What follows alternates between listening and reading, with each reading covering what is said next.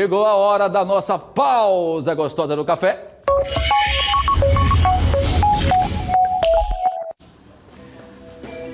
Toda terça-feira a doutora Alessandra Gama já está aqui conosco. Doutora Alessandra, bom dia, prazer revê-la. Bom dia, como é bom começar o dia nessa descontração tão gostosa, né?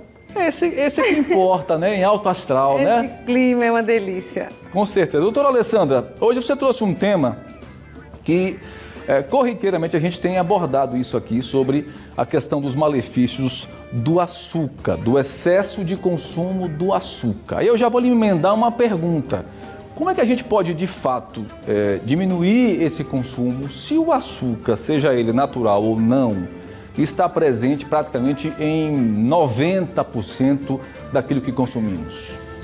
É bem verdade, Tiago. Na verdade, assim, até se comenta-se que são 3 pós brancos viciantes: cocaína, açúcar e trigo, né? Então, é verdade. Né? Então, eu só conheço 2, né? Que bom, Tiago. Então, a gente realmente, assim, o açúcar está presente em tudo que a gente consome, né? Está presente nas frutas, com a frutose, nos pães, nos carboidratos como um todo. Então, a gente está sempre tendo o açúcar ali disfarçado na alimentação.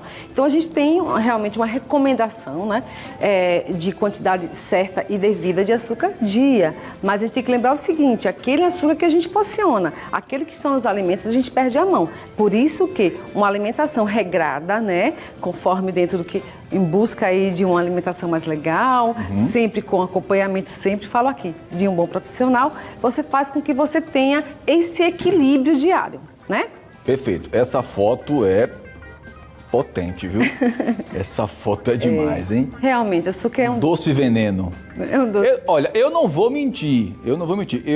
Eu sou meio que formiguinha, não posso ver um docinho depois do almoço, então chega o corpo pedindo, mas é exatamente essa questão do vício. A gente vai falar sobre isso. Então vamos lá, vamos na sequência.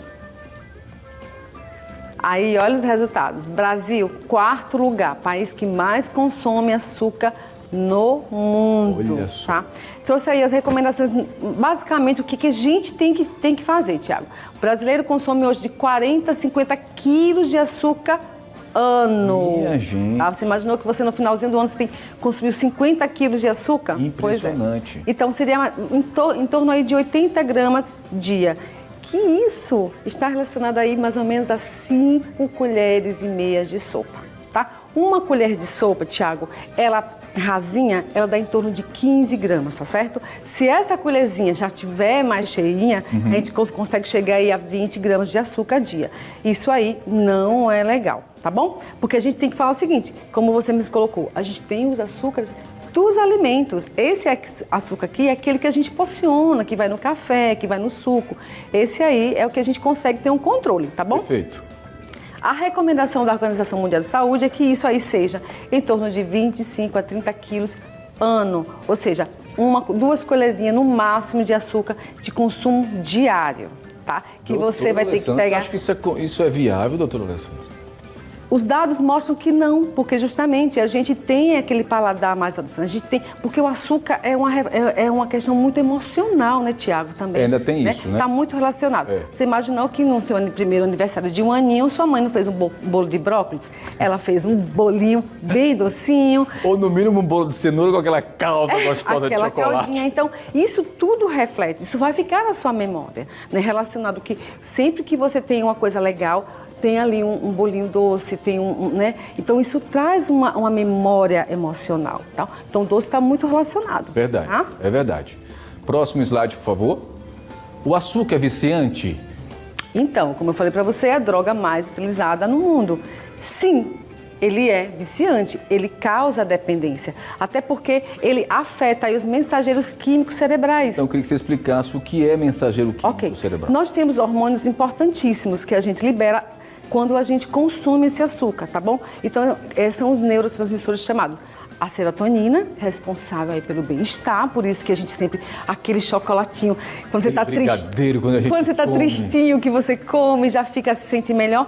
E a dopamina, responsável também aí por aquele da compensação. Eu vou comer aquele chocolate porque eu preciso disso daí, né? A gente tem essa liberação. Todas as vezes que você come muito açúcar, isso é repetitivo, o que vai acontecer? Você vai, eu tô tristinha, eu como. Eu tô feliz, aí eu como o açúcar. Então, tudo é motivo para comer uma... Tudo é motivo. Então, isso vai se tornar o quê? Um vício. Exatamente. É natural. Exatamente. Próximo slide, por favor. Doenças causadas pelo uso do açúcar. Vamos lá. Isso. A gente já conhece, o diabetes é sim uma doença que está muito relacionada aí com os maus hábitos, né? A ingestão calórica muito grande, excessiva e o açúcar. Isso é fato. Que leva o quê? Leva a obesidade, a má alimentação. A gente está muito relacionado. Isso a gente já tem ideia, porque a gente fala muito sobre isso aqui, né, Tiago? Então, pessoas que têm diabetes, são portadoras de diabetes, não podem e não devem comer açúcar. Pessoas que têm aí já uma resistência à insulina, que já tem um peso elevado, também precisa moderar na ingestão desse açúcar. Perfeito. E obviamente vem aí na esteira de tudo isso a obesidade, né? Tudo vai correr na obesidade, que é uma doença, a gente vai falar, obesidade, diabetes, hipertensão, são doenças, né, metabólicas. A gente tem que entender uma síndrome metabólica. Então, geralmente uma coisa está ligada à outra? É uma cascata, Tiago. É uma cascata. Se eu como mal, se eu tenho uma ingestão muito grande calórica, tenho uma ingestão muito grande de açúcar, eu vou ter doenças associadas. Aí vem sim o diabetes tipo 2, aí vem sim a obesidade e junto com a obesidade já vem outros fatores, hipertensão. O seu quadro metabólico, ele vai todo ser prejudicado. Fatores externos, vem a idade também, né? Tudo Diminuição isso, exatamente, do metabolismo, né? Próximo slide, por favor. Doenças causadas pelo uso também do açúcar, que continua, né? Exatamente. A criada que a gente chama assim, a resistência à insulina. A pessoa não é diabética ainda, mas ele tem aí, pela ingestão muito grande de açúcar. Vocês vão imaginar que todas as vezes que eu como açúcar, eu libero a insulina, que é o hormônio que modula isso, que puxa esse açúcar, tira da corrente sanguínea e leva aí para as células, para fornecer energia e tudo mais. Isso é normal, só que você passa o tempo inteiro, o dia inteiro, dando esse estímulo para esse pâncreas. Chega um momento que o pâncreas fala, poxa, não aguento mais de tanto liberar insulina. Vamos lá, eu vou colocar aqui um exemplo muito rápido. Tipo o call center, aquele que fica ligando para a gente o tempo inteiro, oferecendo, sei lá, planos de telefone. Qualquer coisa. Ok. Aí você atende a primeira vez, aquela ligação, atende a segunda vez. Terceira vez você já vê aquele número diferente, você já não quer atender, porque você sabe que vai ser aquilo.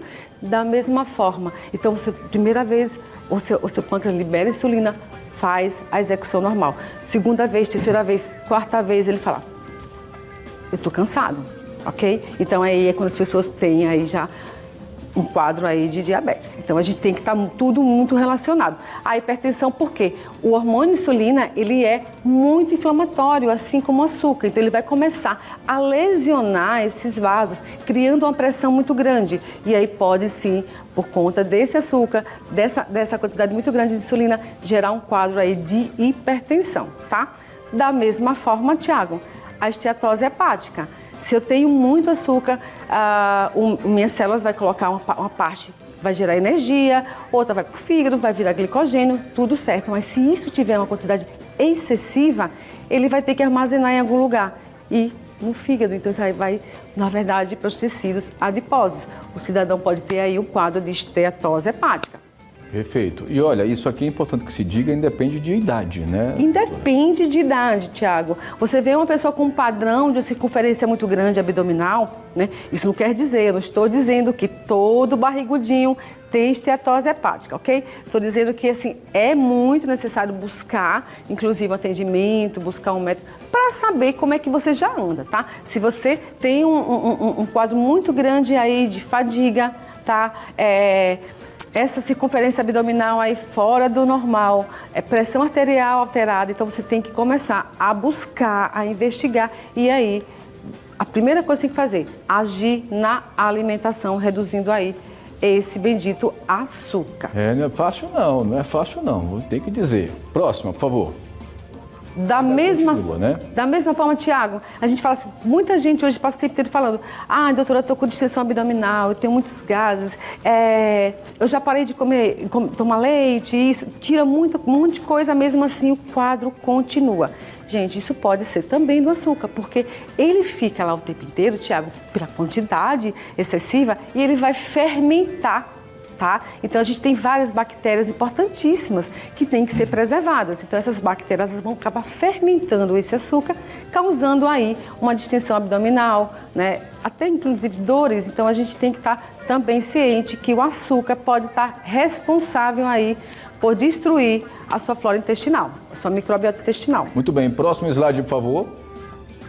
Continua as alterações cognitivas e lapso de memória também está relacionado a isso? Lapso de memória. Vários estudos mostram, estudos inclusive recentes, não que você vai comer um açúcar agora você já vai ter lapso de memória, não. Isso aí, com esse açúcar ao longo dos anos, tá bom? Lapso de memória, doenças como Alzheimer, então degenerativas, tem que começar a gente a pensar. Sabe aquela coisa que a gente come, aquela refeição muito grande, açúcar, e a gente fica sonolentinho depois? Pois é, porque a glicose entra a insulina e baixa muito essa glicose. E aí a gente pode perder a atenção, dar aquela sonolência, não rende bem no trabalho, não rende bem nos estudos. Então tudo isso o açúcar pode fazer. Você viu que em poucos minutos já conseguimos aqui denominar vários problemas, né? Uma ramificação, uma coisa vai puxando a outra. É uma cascata. Né? Próximo slide, por favor. Bom, aí tem a questão agora do desafiar o paladar, Exatamente. né? Porque também é o seguinte, não pode tirar tudo de imediato, né? Exatamente, Thiago. Então, eu faço aqui um desafio para vocês. A gente tem que lembrar o quê? Nós temos várias papilas gustativas responsáveis pelo amargo, pelo doce, e que elas podem ser, digamos assim, reprogramadas, gente, tá? A gente tem, assim, estudos mostram que durante 3 semanas, basta 3 semanas, para quem realmente quer tirar, que está vendo isso aqui, está percebendo quanto o açúcar é prejudicial, então vamos lá, vamos tirando isso de forma devagarzinho, né, Tiago? De uma ingestão de açúcar menor quantidade. Se eu adoço o café, já vou tentar tomar esse café um pouquinho mais amargo. Se eu coloco 2, 3 colheres no suco, eu já vou diminuir, colocar 1 colher, para reprogramar essas papilas gustativas. Ao longo aí dessas 3 semanas. Se eu quiser substituir esse açúcar por alguma coisa, posso? Da mesma forma, Tiago, não adianta você substituir o açúcar por adoçante, porque o que a gente quer fazer com esse nosso paladar? Reformular, reprogramar. Então, eu não posso trocar um doce por outro doce, tá certo? Não posso enganar o cérebro. Não posso enganar. Eu vou ter que realmente tirar, buscar o doce pelo amargo, sabe? Sentir prazer no amargo, reprogramar essas papilas gustativas que são muito importantes. E a gente consegue. Vai fazendo isso aos poucos, todo mundo gosta de docinho, né? É muito complicado, mas a gente consegue fazer isso ao longo aí de 3 semanas. Eu desafio todo mundo a fazer isso e depois eu vou voltar querendo saber. Até pode falar para você, Tiago, se está conseguindo, quem já modificou. Com certeza. Né? Fica lançado o desafio para quem quiser participar e fazer o acompanhamento e nos enviar, né? A gente faz questão de divulgar aqui. Isso aí já é uma coisa muito Eu utilizo muito o chocolate 70, né? 70% cacau, porque eu não gosto de chocolate ao leite, porque é muito doce para mim.